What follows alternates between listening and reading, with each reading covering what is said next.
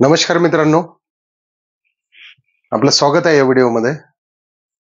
आत्ताच जी एक न्यूज आपल्या हाती आलेली आहे ती म्हणजे वाल्मिक कराड यांच्या अडचणीत खूप मोठी वाढ करणार आहे या नवीन वर्षामध्ये.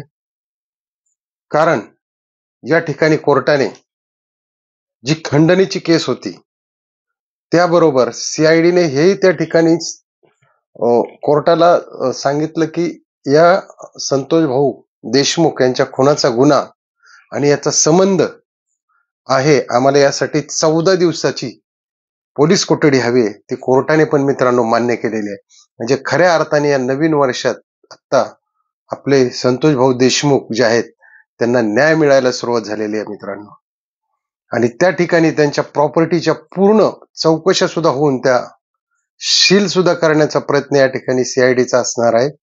त्या ठिकाणी पोलीस यंत्रणा सुद्धा खूप तटस्थ आहे आणि सीआयडीने जी त्यांच्या बाजू मांडल्या त्याच्यामध्ये कोर्टाने त्यांना पूर्णतः सहमती देऊन आता वाल्मिक कराड यांची रवानगी पोलीस कोठडीत केलेली आहे. 14 दिवसांचं या ठिकाणी पिशी मिळालेली आहे. त्याच्यामध्ये त्यांची संपूर्ण असलेली प्रॉपर्टीची चौकशी होणार आहे.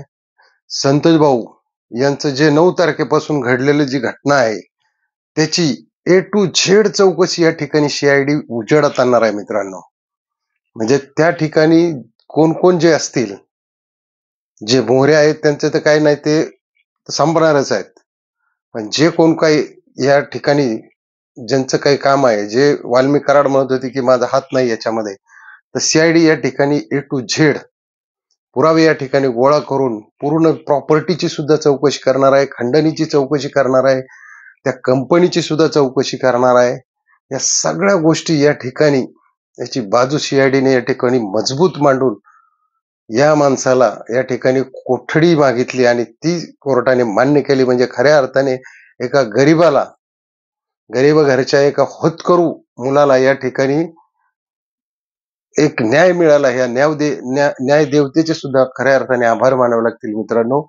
आणि कसं असतं, जशी करणी तशी भरणी असतेच मित्रांनो. या ठिकाणी दिवा जर विझणार असेल तर तो खूप मोठा होतो.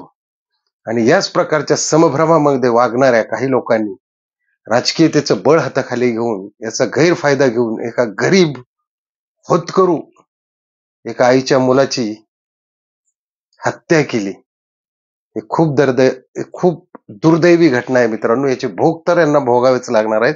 आणि येणाऱ्या काहीच दिवसामध्ये म्हणजे 15 दिवसामध्ये ज्या ठिकाणी दूध का दूध आणि पाणी का पाणी हे सुद्धा होणार आहे. हे आपल्या सर्व महाराष्ट्राला ज्याची आतुरता लागली होती की आता काय होणार, जेल की बेल की पोलीस कोठडी. परंतु या ठिकाणी सीआयडीने त्यांची बाजू पक्की मांडून पोलीस कोठडी घेऊन सर्व संपूर्ण गोष्टीचा आढावा सुगावा घेऊन प्रत्येक ठिकाणी अचूक चौकशी करून हे प्रकरण पूर्ण उजेडात आणण्यासाठी या ठिकाणी कोर्टाला जे मागितले ते कोर्टाने या ठिकाणी मंजूर केले. त्यामुळे आपण या न्यायदेवतेचे शतशः आभारी आहोत आणि संतोष भाऊ यांना हा न्याय खऱ्या अर्थाने मिळावं हीच परमेश्वर चरणी प्रार्थना. मित्रांनो, व्हिडिओ आवडला असेल तर सबस्क्राईब करा. चॅनलवर नवीन असाल तर सबस्क्राईब करा, कारण आपण अशाच निर्भीडपणे घडणाऱ्या घटना हा उजेडामध्ये आणत असतो. कारण या ठिकाणी आपण आपल्या चॅनलच्या माध्यमातून इतर चॅनलला सुद्धा उत्स्फूर्त करत असतो की सगळ्यांनी या ठिकाणी ऍक्टिव्हेट राहून हे खऱ्या अर्थाने आज वकील साहेबांनी कोर्टाच्या बाहेर सांगितलं की पूर्ण सोशल मीडियाने हे प्रकरण उचलून धरलं. म्हणजे सर्व सोशल मीडियाचे सुद्धा या ठिकाणी मी आभार मानतो.